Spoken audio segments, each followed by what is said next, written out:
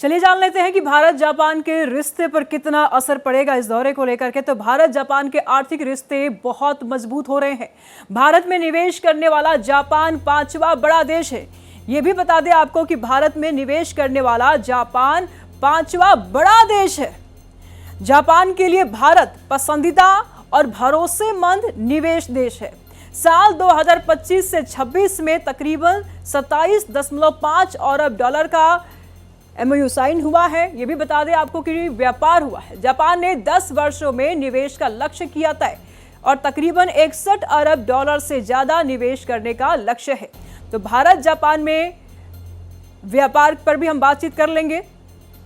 तो भारत में अभी करीब 1400 जापानी कंपनियां, आधी जापानी कंपनियां मैन्युफैक्चरिंग सेक्टर से जुड़ी हुई हैं। मुनाफे में 75% से ज्यादा जापानी कंपनियां मुंबई अहमदाबाद बुलेट ट्रेन परियोजना में निवेश कर रही हैं और कई बड़े इंफ्रास्ट्रक्चर प्रोजेक्ट्स में भी निवेश है।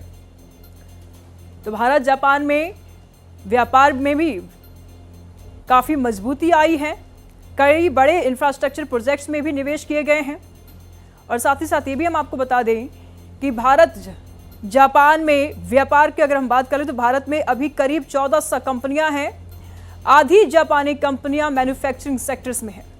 तो हैदराबाद हाउस में द्विपक्षीय बातचीत हुई प्रधानमंत्री मोदी और जापानी PM के बीच में, और इस बीच कई अहम मुद्दों पर बातचीत हुई है, कई अहम समझौते हुए हैं।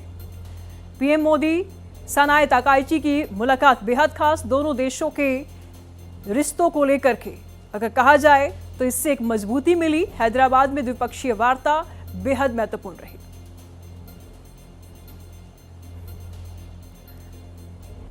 तो हैदराबाद हाउस में द्विपक्षीय बातचीत हुई है, कई समझौते को फाइनल किया गया है और इस बीच में सनाए ताकाइची की मुलाकात बेहद खास रही है। हालांकि प्रधानमंत्री मोदी ने ताकाइची को अपनी छोटी बहन बताया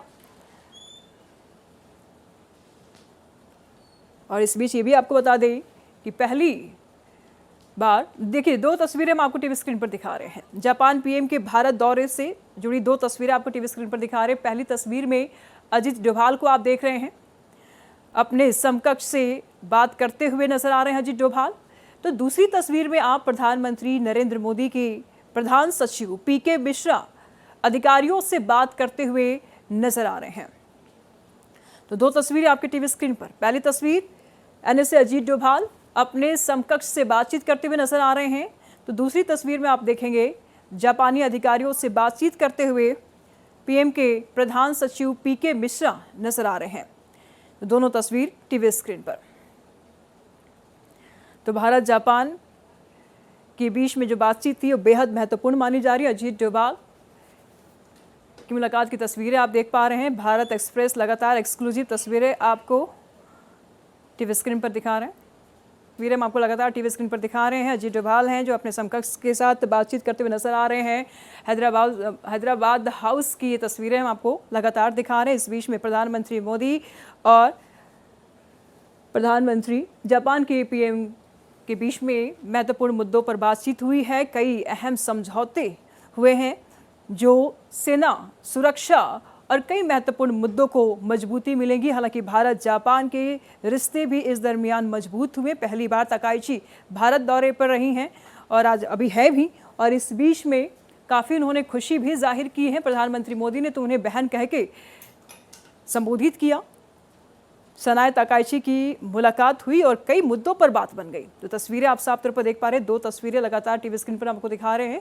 अजीत डोभाल की तस्वीरें आप देख रहे हैं जो अपने समकक्ष से बातचीत करते हुए नजर आ रहे हैं, सुरक्षा मुद्दों पर बातचीत करते हुए नजर आ रहे हैं।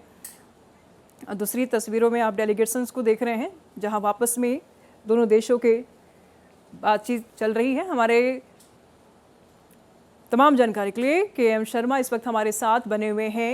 ये दोनों देशों के बीच में बातचीत हुई, कितनी मजबूत, कितनी महत्वपूर्ण और कई मुद्दों पर बातचीत हुई है, क्या कुछ जानकारी सामने आ रही है सर? 4 बातें बहुत महत्वपूर्ण है। एक तो क्लीन एनर्जी पे टाई अप हुआ है। क्लीन एनर्जी पे टाई अप होने के साथ साथ एनिमल हस्बेंड्री के साथ और उनके काउंटर पार्ट मिनिस्ट्री के साथ ये बात हुई है कि बायोगैस के प्रोडक्शन को और कैसे सुगम और इम्पोर्टेंट किया जाए, कैसे आगे बढ़ाया जाए जिससे ग्रामीण क्षेत्रों में बायोगैस की कोई दिक्कत ना हो। तीसरी बात ये थी कि रेयर अर्थ मिनरल, जिसमें भारत तीसरे नंबर पे है पूरे विश्व में, उस रेयर अर्थ मिनरल्स का कैसे इस्तेमाल किया जाए, क्योंकि प्रधानमंत्री नरेंद्र मोदी जी ने कहा कि हम चाहते हैं कि जापान जो है हमारे देश में $10 बिलियन का निवेश करे, क्योंकि पिछले एक साल में कम से कम 20 ऐसे एग्रीमेंट हुए हैं। और साथ साथ उन्होंने ये भी कहा कि जिस तरीके से टेक्नोलॉजी की बात है, चाहे वो AI की बात है या उसके बाद हम बात करें इंफ्रास्ट्रक्चर की है, तो उसमें जापान का बहुत योगदान रहा है। जो दो बातें बहुत महत्वपूर्ण रही कि प्रधानमंत्री ने तकाइची को कहा कि ये मेरी छोटी बहन है, और तकाइची ने उस अभिवादन को स्वीकार करते हुए हाथ जोड़ के लोगों को कहा नमस्कार, और उसके बाद उन्होंने मेक इन इंडिया की चर्चा की। निशु जी बिल्कुल, और मेक इन इंडिया में क्या कुछ खास रहा, क्योंकि देखिए दोनों देशों के बीच में बातचीत जब होती है तो ये भी उम्मीद लगाई जाती है कि भारत को इससे ज़्यादा से ज़्यादा मुनाफा हो, मजबूती मिले, और विश्व के जो हालात है इस वक्त उसके मद्देनज़र ये मुलाकात कितना खास। देखिए, मेक इन इंडिया की चर्चा इसलिए नहीं हो रही है कि हमसे कुछ बहुत ज़्यादा उनको उम्मीद है, लेकिन पहले जब मैं और आप अगर पढ़ते थे तो मेड इन जापान की बात करते थे। आज जापान के प्रधानमंत्री जो हैं वो मेक इन इंडिया की बात कर रहे हैं, तो ये भारत के ग्लोबल ताकत की बात है कि भारत की शक्ति विश्व में कैसे बढ़ रही है, हमारी टेक्नोलॉजी का एडवांसमेंट कैसे है, क्रिटिकल मिनरल्स की बात करें, सेमीकंडक्टर्स की बात करें, रेयर अर्थ मिनरल्स की बात करें। उसके बाद अगर हम बात करें तो जिस तरीके से जापान ने हमारे साथ सहयोग किया है पीछे, और हम उनका सहयोग कर रहे हैं, तो दोनों देशों की आपस में जो बातचीत है, चाहे वो बायोगैस की हो, चाहे वो डिफेंस टाइज की हो, उसके बाद अगर हम बात करें तो अभी हमारी जो स्थिति है स्पेस में और सेमीकंडक्टर्स में बहुत अच्छी स्थिति है। तो सबको मिलके इसलिए वो बात कर रहे हैं मेक इन इंडिया की, कि कभी मेक इन जापान की चर्चा होती थी, अब मेक इन इंडिया की चर्चा जो है जापान के प्रधानमंत्री कर रहे हैं, तो ये पूरे देश के लिए गौरव की बात है। इस बीच में अगर ये भी देखा जाए, देखिए आज भी हमारी कंट्री जो है वो डेवलपिंग कंट्री है, तो व्यापार के मद्देनज़र क्या कुछ खास समझौते हुए हैं, कितना महत्वपूर्ण देखा जा रहा है।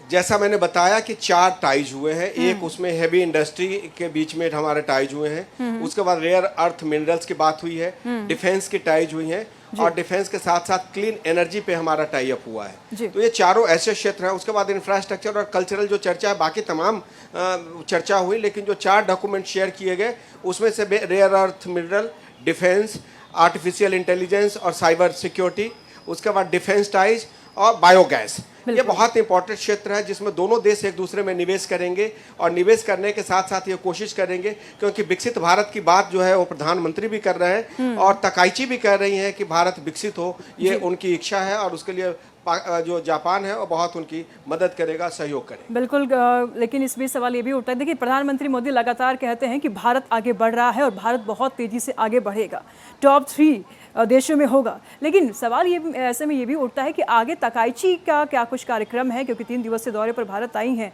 क्या कुछ शेड्यूल्स हैं उनके? तकाइची के शेड्यूल्स में B2B बिजनेस शामिल है, जिसमें आज की अगर हम बात करें तो सवेरे उन्हें सेरेमोनियल वेलकम दिया गया, उसके बाद उनके जो प्रधानमंत्री से और दोनों के बीच में जो बातचीत हुई उसका डिटेल उन्होंने साझा किया। उसके बाद जो हमारे देश के बहुत सारे जो फ्रंट रनर कंपनीज के CEOज हैं उनके साथ B2B टाइज होगा, उसमें बातचीत होगी। विदेश मंत्री थे वहाँ पे, हमारे PK मिश्रा थे, NSA थे, तो ये तमाम के बीच होटल ताज में अभी थोड़ी देर बाद उनकी मीटिंग होगी, और कल तकाइची अपने देश को वापस हो जाएंगी। बिल्कुल, ऐसे में सवाल ये भी उठ जाता है, देखिए क्योंकि मैडम का यात्रा है, प्रधानमंत्री का भारत में यात्रा है, और यात्रा बेहद खास है, पहली बार आई है, भारत को इस यात्रा से कितना लाभ मिलने वाला है? वेस्ट एशिया क्राइसिस के बीच अगर किसी भी देश का प्रधानमंत्री हमारे देश में आता है तो एक सॉलिडिटी शो करता है भारत के साथ, और सेना तकाइची का भारत आना इस बात को दर्शाता है कि भारत एक रिलायबल पार्टनर है, भारत एक डेवलपिंग कंट्री है जिसकी एक अपनी पूरी दुनिया में साख है।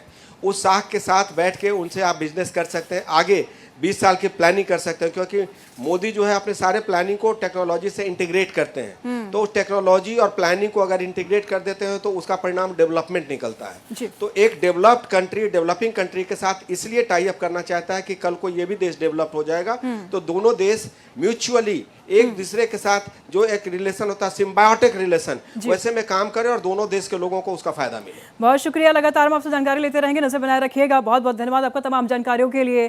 तो आज दोनों देशों के प्रधानमंत्रियों के बीच में वार्ता हुई है, और ये वार्ता बेहद महत्वपूर्ण मानी जा रही है। कई अहम मुद्दे पर समझौते हुए हैं, कई अहम समझौते हुए हैं, जो भारत को लेकर के अगर देखा जाए, बिजनेस को लेकर के देखा जाए, डेवलपमेंट को लेकर अगर देखा जाए, तो काफी महत्वपूर्ण माना जा रहा है।